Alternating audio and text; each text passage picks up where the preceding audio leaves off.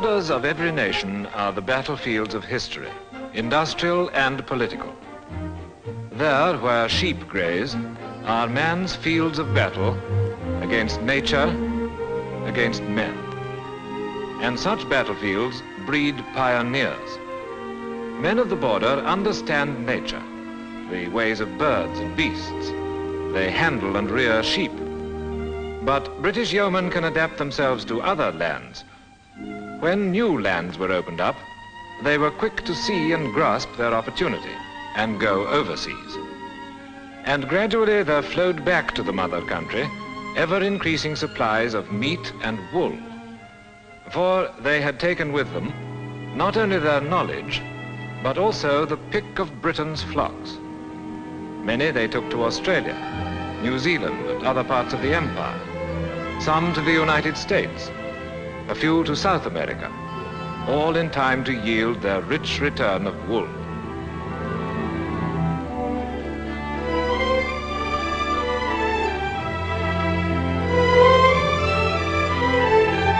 They had taken with them the traditions of the wool markets that stood in little towns unchanged in generations.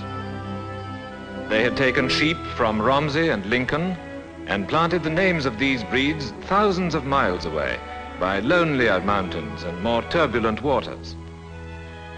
They had taken them too from the moors of Yorkshire that border the industrial valleys now prosperous on wool.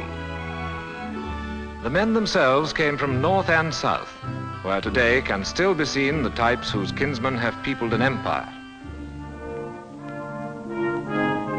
From these hills, where generations have looked down in peace and war, came the sires of sheep now famous throughout the world. The woolen industry depends not only upon home produce. From Chile to the Great Lakes that border the United States and Canada, from Cape Town to Wellington, each sends of its best. The pioneers left behind their brothers and sisters, versed in weaving and the arts of wool. We can only follow one use and one method, choosing that to illustrate a great industry.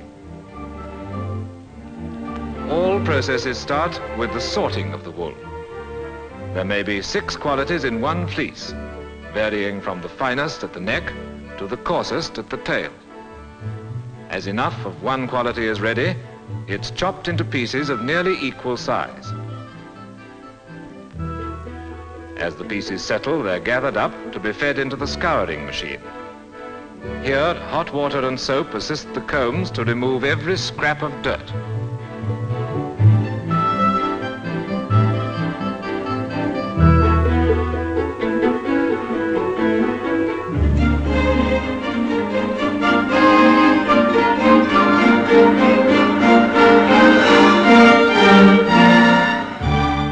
Trade, design is a matter of color and pattern. When an order is received, the designer takes from the range of yarns samples of those used when the pattern was first made. The variety of colors seems endless, but new ones are added every year.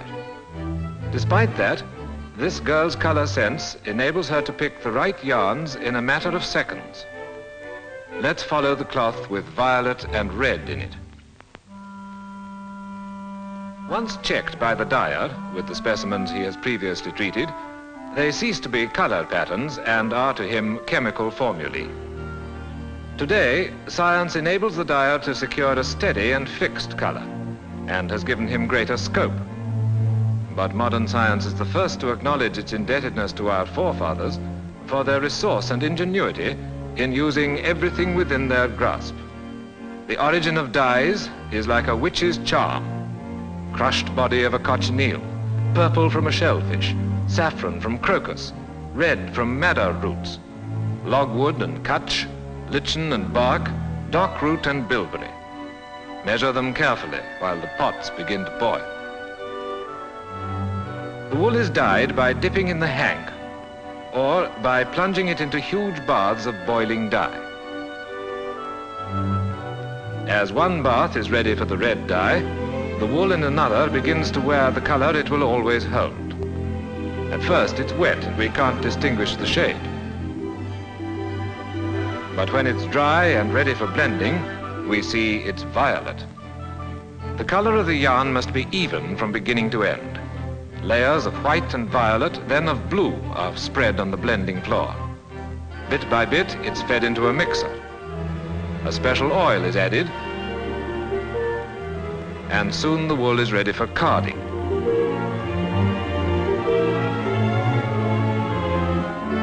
The oiled wool is passed between rollers, covered with small, sharp wire teeth.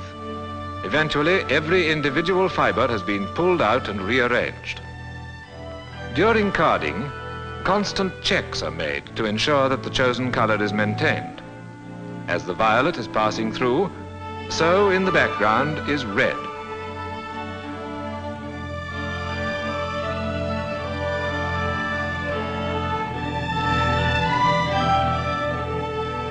The cross movement is peculiar to border woven cloth, adding strength and wearing properties to the yarn.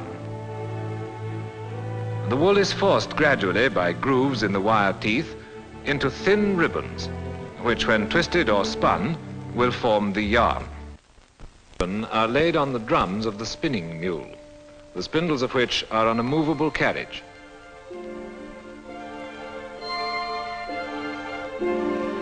When the mule is set in motion, these spindles revolve, giving the twist. The carriage moves away, not only keeping the yarn taut, but reducing it to its correct weight by stretch.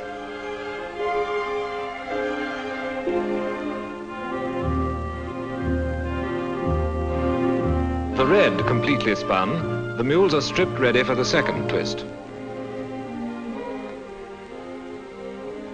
The yarn from 2 bobbins is twisted onto 1. As the operator finishes loading in the red, he moves over and starts his machine. Here is our third color, steel gray, and we see the 2 threads as they become one, united onto another bobbin. The wool is run off the bobbin over a grooved wheel onto a small spool for placing into the bank. The bank is loaded with all 4 colors of the warp according to the pattern of the cloth, and with the addition of black, the colors are complete. From the bank, the threads are drawn off, and each individual thread is kept in its proper place.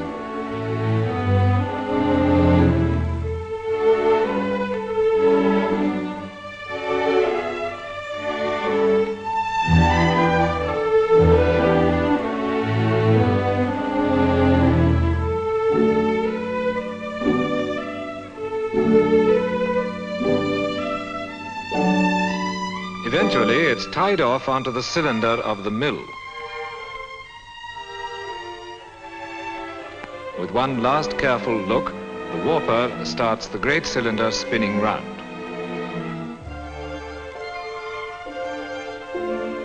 Each time the required length of warp has been completed, a bell rings, and the process is repeated until the whole width is covered.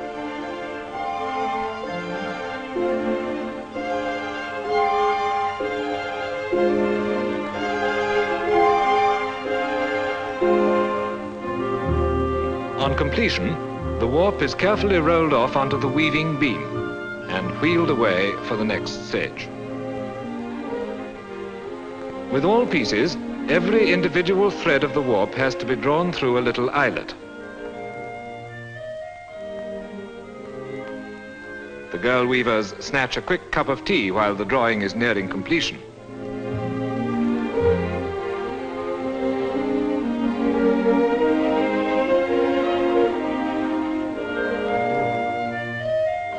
It needs a good eye and close attention. They must be careful here because mistakes cannot be corrected later. The method and gear have been the same for generations. As the drawing finishes, the weaver receives the first lot of her bobbins and prepares her shuttles while the foreman loads the machine. The basic principles of weaving have never changed. The machinery has only been speeded up, and a modern loom can trace its ancestry right back to the Middle Ages. Weaving is one of the most ancient and widespread of all crafts. So, gradually, our 4 colors assume the pattern of our cloth, and one more piece of border weave nears completion.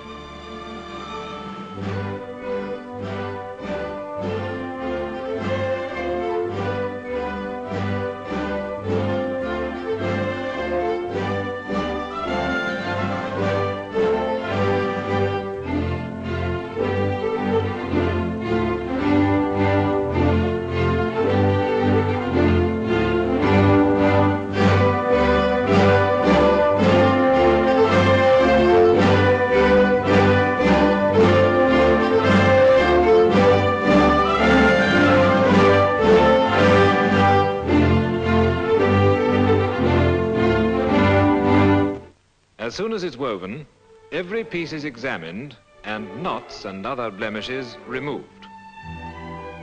It will go through several other stages, but to the eye it will not change much after leaving the loom.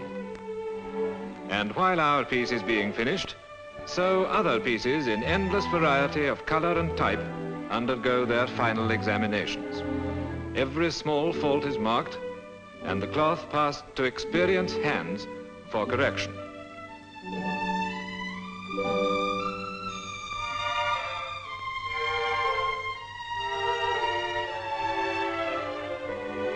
The weaver brings her piece to be examined by the foreman, for the girls are paid for quality as well as quantity. With measuring, our cloth is finished and ready for dispatch.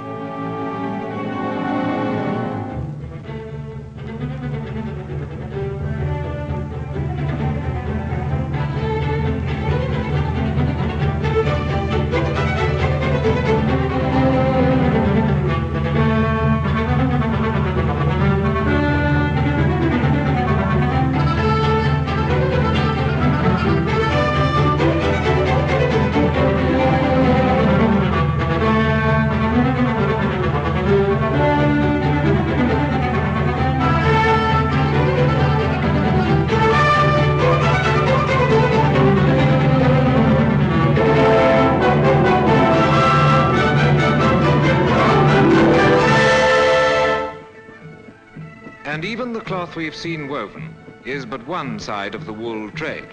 In Princes Street, Edinburgh, in the heart of Britain's loveliest city, we shall always see kilts and tartans of the Scottish clans.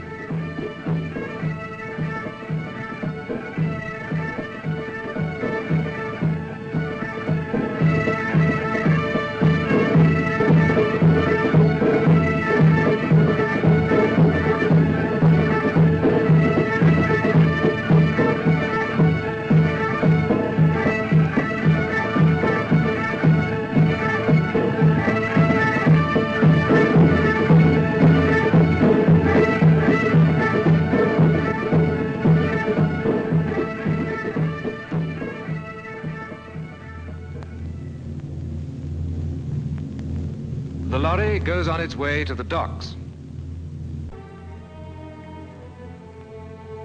The trade routes testify that the woolen industry remains an ambassador of commerce. It has brought wool from the two hemispheres to be sent out again in finished goods, whose quality is as fine as tradition and craftsmanship can make them.